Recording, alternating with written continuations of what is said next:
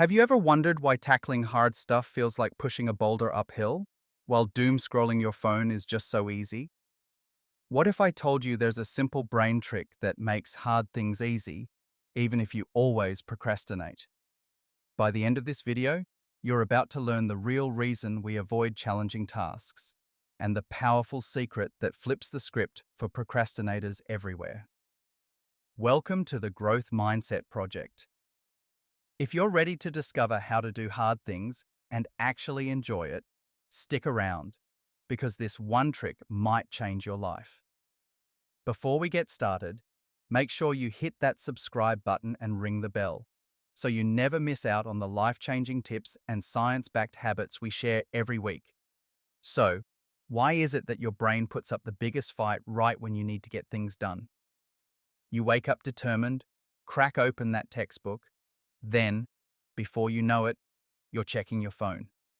Or you tell yourself you'll hit the gym, but somehow your bed becomes a magnet. This struggle isn't just in your head, it's wired into your chemistry. But once you understand how to do hard things, not just for a day, but every single time, you'll see just how much easier life can become.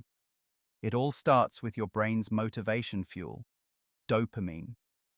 Think of dopamine like gas in a car. When the tank is full, you're energized for anything: studying, cleaning, working out. But when your tank runs low, even basic things feel impossible. Here's the catch. In today's world, your dopamine is under attack.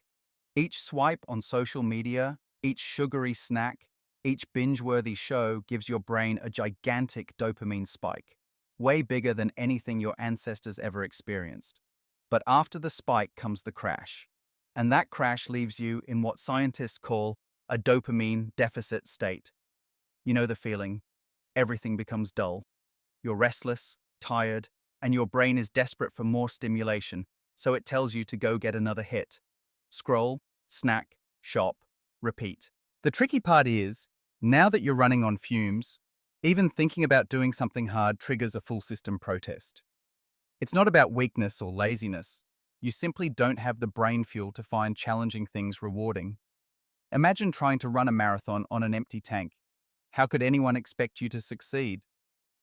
Here's something your brain does every moment of the day. It balances pleasure and pain. When you indulge in a quick, easy pleasure, like scrolling or snacking, your brain tips the scales towards pleasure. But it hates being imbalanced, so as soon as the pleasure ends, it tips hard the other way, toward pain. That's why you feel gross or guilty after wasting time with mindless entertainment. Your brain is rebalancing.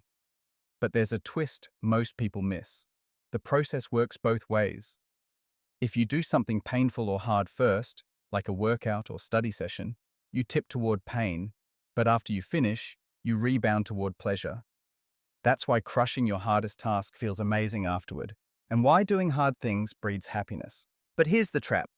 If you drain your dopamine with easy pleasures first, doing hard things gets almost impossible.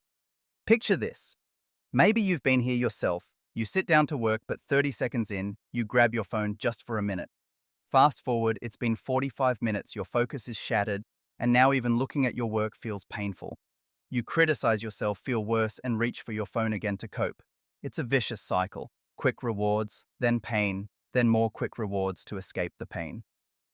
Most people stay stuck in this loop forever, unless they learn to do hard things the right way. Let's break free with a step-by-step plan. First, identify your dopamine thieves. Those instant gratification habits that leave you drained after the high wears off. Make your list. Maybe it's TikTok, late-night snacking, endless YouTube videos.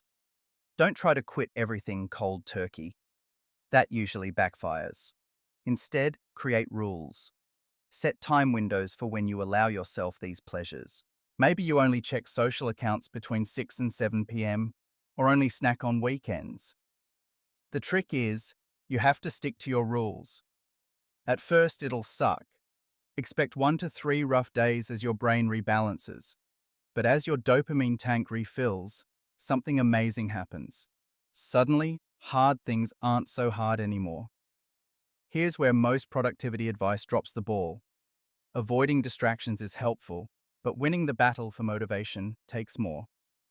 There are 4 more steps to mastering how to do hard things, especially if you tend to procrastinate. First, reframe the pain. When you feel discomfort doing something hard, don't see it as a sign you should quit. Tell yourself, this is what progress feels like. Discomfort means I'm changing for the better. Use your thoughts carefully.